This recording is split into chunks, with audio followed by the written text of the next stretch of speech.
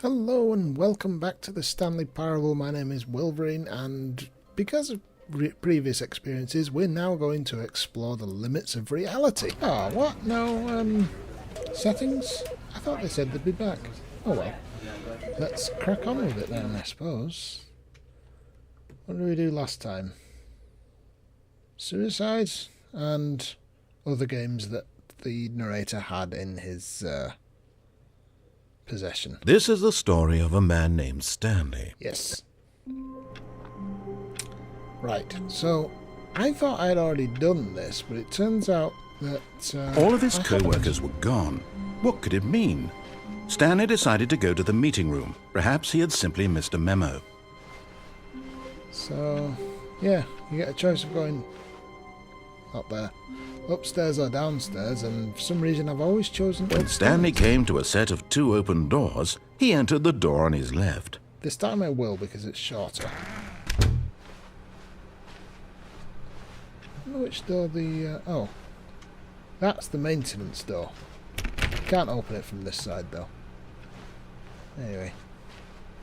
Yet there was not a single person here either. I've not read this Feeling one. a wave of disbelief, Stanley decided to go up to his boss's office, hoping he might find an answer there. Push for funding for R&D of a new coffee machine. Graphs. Standardized graphs 40x wide, not cost efficient. Get Chris out of broom closet. Who's Chris? Synergize papers. Hire someone to synergize papers. Papers to sue synergize. Fire paper guy. Hire somebody to fire the paper synergizing guy. Who moved my desk? Please keep the targets on the topic of blah blah blah. The future was yesterday, tomorrow is now. Duh, that's actually oddly prescient. Tomorrow, complete today's unfinished agenda ideas. Write next day's agenda. Reflect. Good lord. Employee 417-491-431-405-416 and Jim. Jim! Remember that name. So Chris went into the broom closet, did he? Well, he's not there now. Stanley stepped into the broom closet, but there was nothing here, so he Yes. turned around and got back on track. I thought we'd already done that.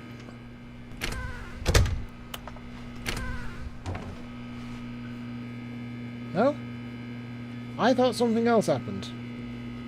There was nothing here. No choice to make, no path to follow, just an empty broom closet. No reason to still be here. Ah, I think I know what I've done wrong. I'm just going to do this and, we've seen this, so I'll come back to it. It was baffling that Stanley was still just sitting in the broom closet. I'll just be waiting for when you're ready to pick up the story again.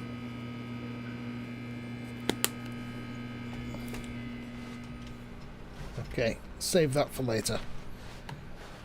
Right, Coming to a stairs. staircase, Stanley walked upstairs to his boss's office. No, I'm sure I've done this. I've gone downstairs. Look at it, it's all foreboding, it's worth exploring. There's nothing here, but no source of that red light. Ah, yes, there is a source of that red light. I was looking right at it. A fire hose. What's through here? But Stanley just couldn't do it. He considered the possibility of facing his boss. Admitting he had left his post during work hours, he might be fired for that. And in such a competitive economy, why had he taken that risk? All because he believed everyone had vanished? His boss would think he was crazy. And then something occurred to Stanley. Maybe, he thought to himself, maybe I am crazy. All of my co-workers blinking mysteriously out of existence in a single moment for no reason at all? None of it made any logical sense. And as Stanley pondered this, he began to make other strange observations. For example, why couldn't he see his feet when he looked down? Why did doors close automatically behind him wherever he went? And for that matter, these rooms were starting to look pretty familiar. Were they simply repeating? Yes. No, Stanley said to himself, this is all too strange. This can't be real. And at last, he came to the conclusion that had been on the tip of his tongue. He just hadn't found the words for it. I'm dreaming, he yelled. This is all a dream. Oh, what a relief Stanley felt to have finally found an answer, an explanation. His co-workers weren't actually gone. He wasn't going to lose his job. He wasn't crazy after all. And he thought to himself, I suppose I'll wake up soon. I'll have to go back to my boring real-life job pushing buttons. I may as well enjoy this while I'm still lucid. So, he imagined himself flying and began to gently float above the ground. Ooh, Then we're he flying! imagined himself soaring through space on a magical starfield, and it too appeared. It was so much fun, and Stanley marveled that he had still not woken up. How was he remaining so lucid? And then perhaps the strangest question of them all entered Stanley's head. One he was amazed he hadn't asked himself sooner. Why is there a voice in my head dictating everything that I'm doing and thinking? Now the voice was describing itself being considered by Stanley, who found it particularly strange. I'm dreaming about a voice describing me, thinking about how it's describing my thoughts, he thought. And while he thought it all very odd and wondered if this voice spoke to all people in their dreams, the truth was that, of course, this was not a dream. How could it be? Was Stanley simply deceiving himself, believing that if he's asleep he doesn't have to take responsibility for himself? Stanley is as awake right now as he's ever been in his life. Now, hearing the voice speak these words was quite a shock to Stanley. After all, he knew for certain, beyond a doubt, that this was in fact a dream. Did the voice not see him float and make the magical stars just a moment ago? How else would the voice explain all that? This voice was a part of himself too. Surely, if he could just... He would prove it. He would prove that he was in control, that this was a dream. So he closed his eyes gently, and he invited himself to wake up. He felt the cool weight of the blanket on his skin, the press of the mattress on his back, the fresh air of a world outside this one. Let me wake up, he thought to himself. I'm through with this dream. I wish it to be over. Let me go back to my job. Let me continue pushing the buttons. I want my apartment, and my wife, and my job. All I want is my life exactly the way it's always been. My life is normal. I am normal. Everything will be fine. I am okay.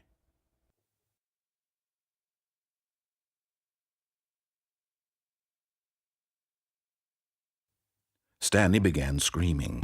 Please, someone, wake me up. My name is Stanley. I have a boss. I have an office. I am real. Please, just someone tell me I am real. I must be real. I must be. Can anyone hear my voice? Who am I? Who am I? And everything went black.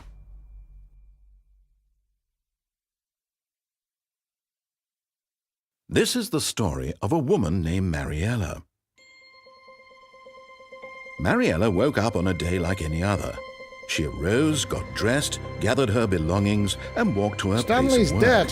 But on this particular day, her walk was interrupted by the body of a man who had stumbled through town talking and screaming to himself, and then collapsed dead on the sidewalk. And although she would soon turn to go call for an ambulance, for just a few brief moments she considered the strange man. He was obviously crazy. This much she knew. Everyone knows what crazy people look like. And in that moment, she thought to herself how lucky she was to be normal. I am sane. I am in control of my mind. I know what is real and what isn't. It was comforting to think this, and in a certain way, seeing this man made her feel better. But then she remembered the meeting she had scheduled for that day. The very important people whose impressions of her would affect her career, and by extension, the rest of her life. She had no time for this, so it was only a moment that she stood there, staring down at the body. And then she turned. Sorry, Stanley. Yeah, occasionally this game does that. It makes you question reality. And we're back at the start. Apologies if the sound was interrupted there. The cat sat on the wire and pulled the plug out of the back of the microphone and there was no sound. So I think I can fix it. You might not even notice this apology could be meaningless, but I'm going to do at least one other thing. All of his co-workers were gone. What could it mean? Stanley decided to go to the meeting room. Perhaps he had simply missed a memo. It's not the new content door. When Stanley came to a set of 2 open doors, he entered the door on his It's left. not the maintenance room.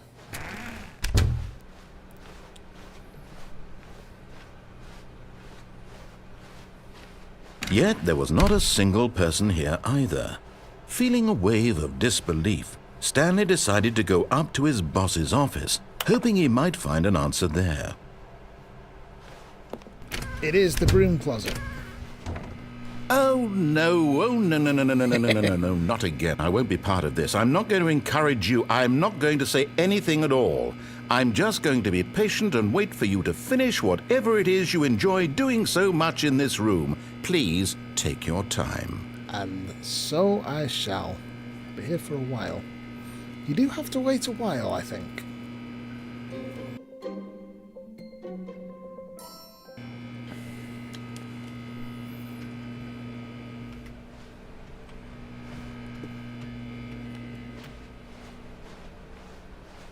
Coming to a staircase, Stanley walked upstairs to his boss's office. Huh.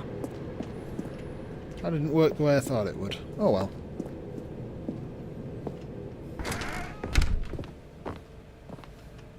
Can't go through this door, can I? Ah ha ha ha! There is another way. Ooh, a panda.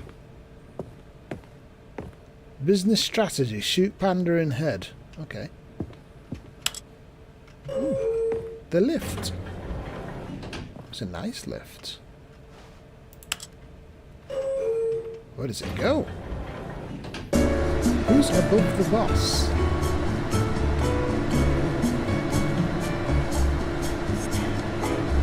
Did that just say Stanley?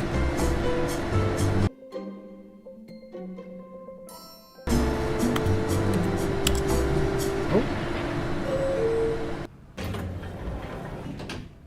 Well, I can safely say I've been in there for 15 minutes and we're still in the same place, so that's weird.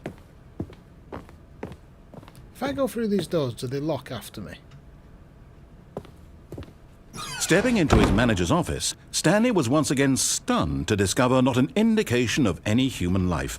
Yes. Shocked, unraveled, Stanley wondered in disbelief who orchestrated this. What dark secret was being held from him? What he could not have known was that the keypad behind the boss's desk guarded the terrible truth that his boss had been keeping from him. And so the boss had assigned it an extra secret PIN number, 2845. But of course, Stanley couldn't possibly have known this. Yet incredibly, by simply pushing random buttons on the keypad, Stanley happened to input the correct code by sheer luck. Amazing. He stepped into the newly opened passageway. No, I can't open that door. Boo! Well, looks like we're going this way. No, there's nothing that way. Back to the mind control room. I don't want to go into the crushing death route that says escape, because that was just a crushing death or a fall. I forget. Descending deeper into the building, Stanley realized he felt a bit peculiar. Did it happen It was twice? a stirring of emotion in his chest, twice. as though he felt more free to think for himself, to question the nature of his job. Why did he feel this now, when for years it had never occurred to him? This question would not go unanswered for long. Mind control room. This way. Oh, I never read this other sign, did I? Stanley walked straight ahead through the large door that read Mind Control Facility. If the light is on, that light I presume, call extension 914 immediately. 914. I don't have a phone. There is no phone here. There is nothing I can dial 914. What happens if I press this? Oh! Oh! Whoops. Nope. Never mind. Stanley actually got back into the elevator and went back up. Silly me. Why did Stanley do that when he knew that it would just lead back to his boss's office? Well, that's a great question. I just can't wait to find out. Ah, we have to go through a loading screen to get back here. All the other doors are locked behind me. You could have locked this one. You do have some control over this, don't you? Can I go? Here we are, Stanley. It's your Yes, it's boss's lovely, isn't office. Exactly the way it was before you got onto the elevator. It's still just exactly what it is. What a decision you've made to come up here and look at the office again. This has fleshed out the plot of the story in new and fascinating ways I could have never anticipated. Detected. It's that keen eye for storytelling that you have. An incisive rapid fire of critical plot points, one after the other, weaving a rich tapestry of uncompromising narrative. Are you done? Wow. Are you finished? I'm bolted to the edge of my seat. As I'm sure you are too, dear viewer. I guess this door's still... Yeah, still locked. Okay, fine.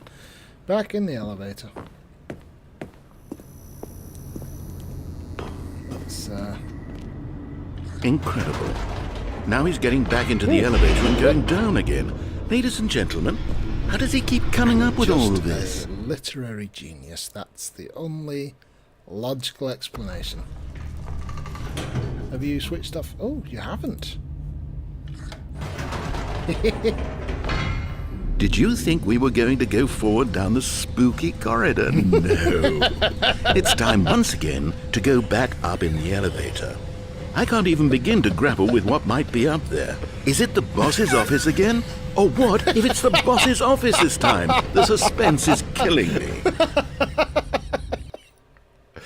I love it. I love it.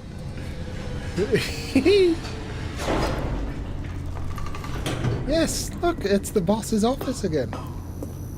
Isn't that wonderful? Oh my god. It's the boss's office. This absolutely changes everything for me. Give me a time out here for a minute while I process this.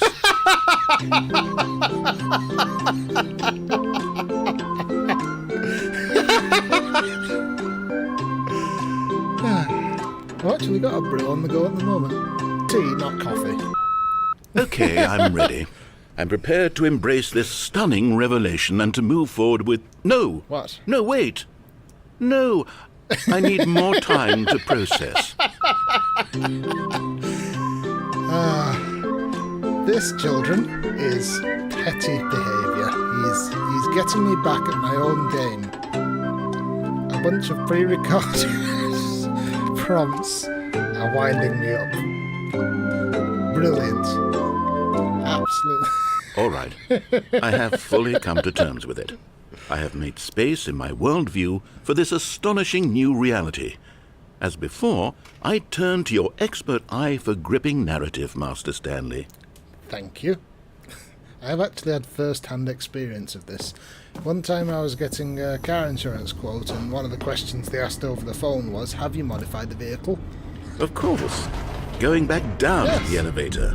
How did I not anticipate it? I mean, sure, now it's obvious, but you have to understand that 30 seconds ago, this kind of thing had never been attempted before. I had no frame of reference to even anticipate it. That's just how revelatory Stanley's decision-making is. A breath of fresh air in a landscape of storytelling that has grown stale and repetitive.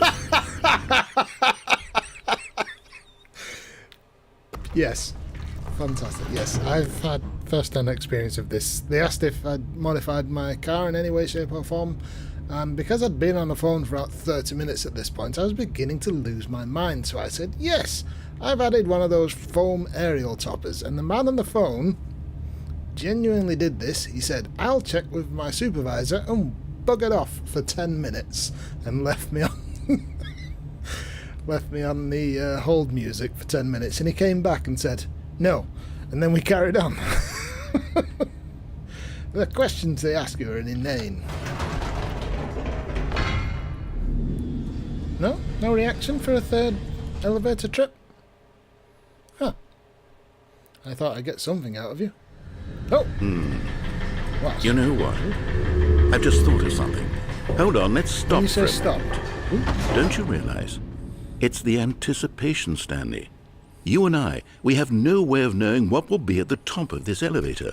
But the suspense, the agony of waiting and anticipating and having to guess, that's the real thrill. Oh. Oh, I simply don't want to let that feeling go. It's so precious, so fleeting. Why don't we take this elevator ride nice and slow?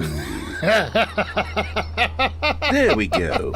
Isn't this so much more exciting? You know, Stanley, it seems like nowadays the only thing that audiences want is to be shocked as loudly and frequently as possible. They want big, explosive moments flung right in their faces from the very moment that things get started. But where's the tension? Where's the trust in the audience to build a slow and nuanced appreciation for the story, the characters? Why aren't we given time to imagine the surprises, to have to think and to anticipate, and then to marvel at the eventual reveal? This is storytelling, Stanley. What you and I are doing right now. This is the most exciting narrative to be developed in years, and it's really all because of you.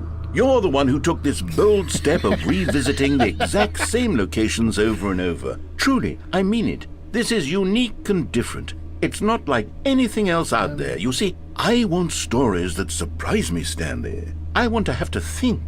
I want to be engaged and not pandered to. We're being fed such unimaginative drivel all the time, and we all know it, which is why we're so starved for content that makes us feel sharp and vital and alive.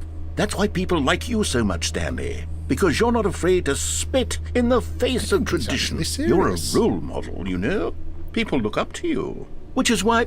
Oh, I didn't know when to spring this on you, but... Well, I've gathered a little press conference for you, so that you can talk about your work and your storytelling and your life.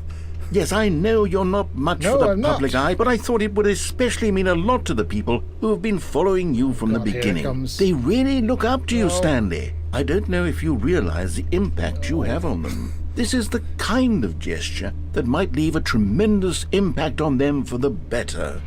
Oh, good, we're here.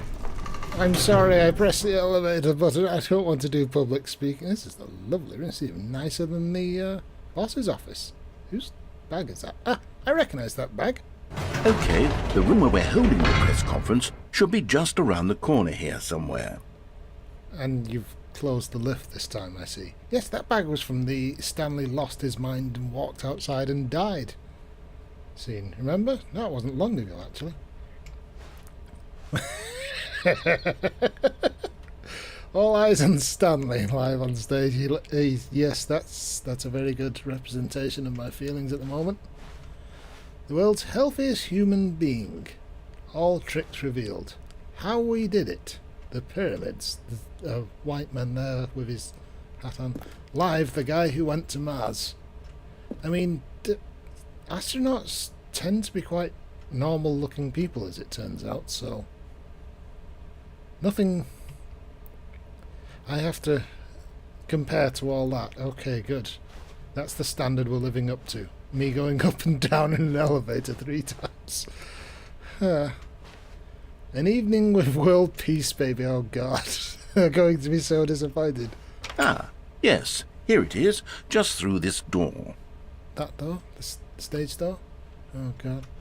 The Stanley Parables. Stanley, tonight. Live on stage. The man, the process, the myth, the legend, the parable. Stanley, from the Stanley Parable, tonight live on stage. A Q&A with the world's first sentient machine. Oh, lordy. Well done. I applaud you. Well done, Mr. Narrator, sir. You have outdone yourself this time. To stage. Welcome, Stan. All right, Are you ready? I've told them you're going to speak a little bit about the nature of surprise in storytelling and what it means to craft a truly unpredictable narrative. Oh, don't worry. You'll do great. Just be yourself and speak from the heart. I'm really proud of you, Stanley. God. Okay, it looks like they're ready for you. Go get them. Oh, God, the door's open. What's my rider? Almonds, chair, gum, table, nut bar. There it all is. 427. That's me. Congratulations, Stanley. Remember where you come from. Your co-workers. That book. Back of a book. Can't quite make it out. Up again, down again. The Stanley story. Oh dear. Oh, Break a leg, champ. Your boss. Story. Stanley, me, David, age 6. Oh no. Thanks for showing me that cool skateboard trick in the parking lot. You are too cool. Good luck on stage. Rock on. I love the way you ride elevators. No one tells stories the way you do. Go get 'em, Tiger. Stanley, heart, my true love. For you grows every day. You make me feel alive. Your wife from the apartment ending. Yes, I remember the apartment ending. The copies of the book. The dude who came up with pizza. Oh no. Oh, there's more. Doing great. A conversation with Alexander the Great. What's that one?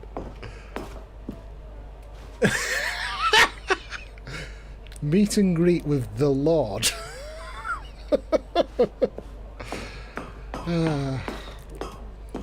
Anything else you want to throw at me before I embarrass myself? No? Okay. Fine, let's go. Whoa! Oh no! Oh, look at it!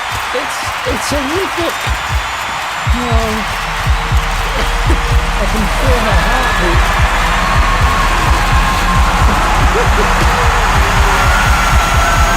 Yes, Stanley died of shock.